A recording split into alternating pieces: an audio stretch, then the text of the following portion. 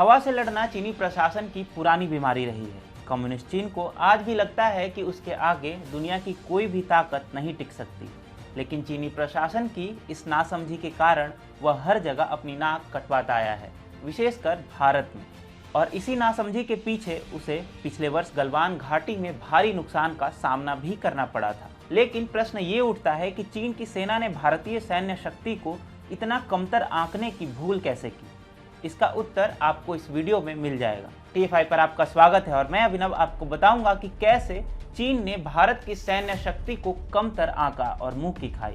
तो चलिए आरंभ करते हैं। सबसे पहला प्रश्न, चीन ने भारतीय सेना को कम आंकने की बड़ी भूल कैसे की? इसका उत्तर आपको दोनों सेनाओं की मूल विचारधारा में ही मिल जाएगा।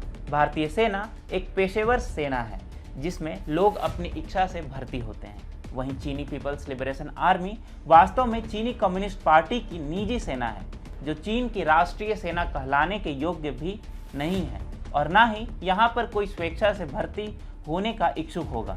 जहाँ चीन द्वारा हेकड़ी दिखाने पर भारतीय सेना ने तुरंत चीन से उत्पन्न खतरे का अंदाजा लगाते हुए अपनी तैयारियां शुरू कर दी थी, वहीं चीन इसी गुमान में फूलता रहा कि भारतीय सेना उससे लोहे लेने में असमर्थ है। ऐसा क्यों? इसके पीछे कई कारण हैं। उदाहरण के लिए पिछले 3 वर्षों में PLA से संबंधित ऑनलाइन मीडिया ने कई वीडियो भारत के संबंध में रिलीज किए, परंतु एक भी भारत की सैन्य शक्ति से संबंधित नहीं है। सभी वीडियो घूम फिरकर भारत के अमेरिका जैसे देशों से सैन्य खरीद पर ही अटक जाते हैं। यहाँ तक कि लद्दाख के दौरान हुई तनातनी पर भी PLA मीडिया ने भारतीय सैन्य शक्ति पर विश्लेषणात्मक वीडियो बनाने से दूर रही।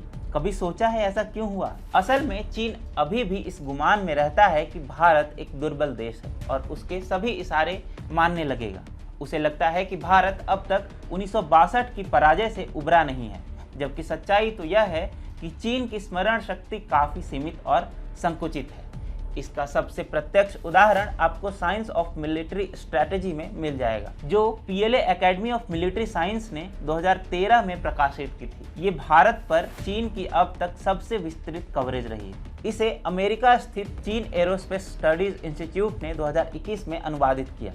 इस पुस्तक के अनुसार दावा किया गया है कि शीत युद्ध के पश्चात भारत की नीति दक्षिण एशिया में अपना प्रभुत्व स्थापित एवं चीन और अन्य देशों के विरुद्ध दमनकारी नीतियां लागू करने की रही है।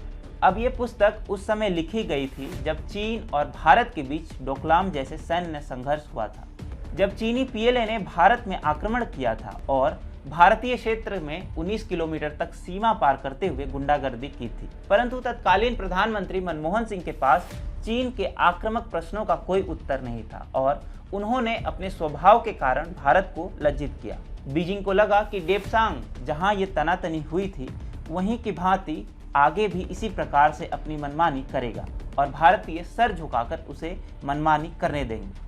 परंतु चीन कुछ बातें भूल गया था। सर्वप्रथम तो 2014 में ही भारत में सत्ता परिवर्तन हो चुका था और मनमोहन सिंह की जगह नरेंद्र दामोदर दास मोदी ने ली थी, जो राष्ट्रीय सुरक्षा के मामले पर उनसे लाख गुना अधिक आक्रामक एवं मुखर हैं। तब से अब तक चीन के परिप्रेक्ष्य में बॉर्डर सुरक्षा को लेकर भारतीय तैयारियों में आकाश पाताल का अंतर आ चुका है। यही नहीं, चीन के विशेषज्ञ इसी भ्रम में रहे कि भारतीयों को अंतर्राष्ट्रीय विषयों का कोई ज्ञान नहीं और ना ही उन्हें इस बात का आभास है कि एक देश अनेक देशों के साथ मधुर संबंध रख सकता है। उदाहरण के लिए PLA TV पर चीनी विशेषज्ञ डींगे हाँकते फिर रहे थे कि हाल ही में भारत ने जो शस्त्र अमेरिका से खरीदे हैं वो किसी काम के नहीं हैं, वो बस अमेरिका से समर्थन प्राप्त करने योग्य हैं।